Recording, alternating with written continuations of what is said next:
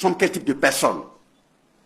Voilà pourquoi justement, on a dit, comme le colon est venu nous dire que nos mariages, c'est du n'importe quoi, ça ne doit pas être considéré. Voilà pourquoi on a pris courageusement la décision pour dire désormais, le mariage traditionnel sera cartographié parmi les mariages valables.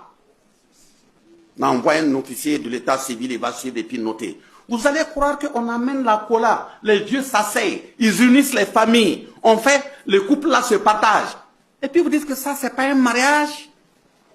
Vous convoquez les ancêtres venir prendre part à une union, vous dites que c'est pas un mariage. Vous parlez de quoi et à qui? Parce que je voyais chez eux, ils ont amené le mariage, il faut aller payer les bagues, voilà, préparer macaroni, il y a soda, il y a, voilà.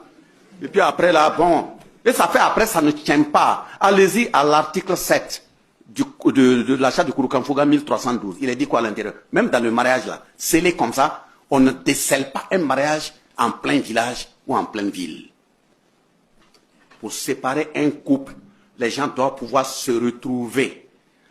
Si toutes les conditions sont réunies et que le couple ne peut pas rester ensemble, on conduit le couple en bordure du village.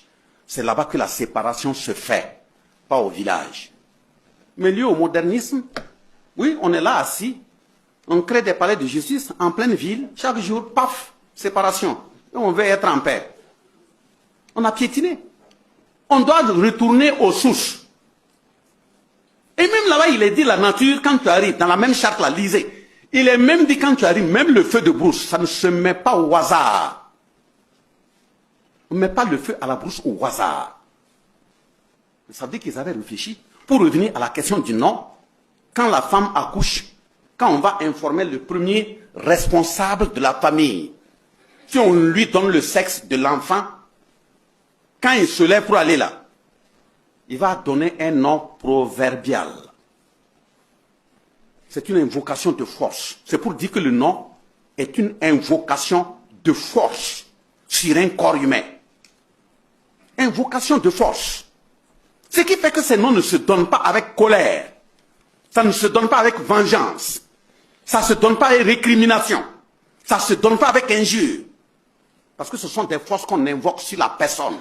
La preuve est qu'il y a des gens qui donnent le nom, après il grandit tout ce qu'il gagne, rien ne reste, ou l'intéressé lui-même sait que vraiment rien ne va dans sa vie. C'est quelle force qu'on a invoquée sur lui?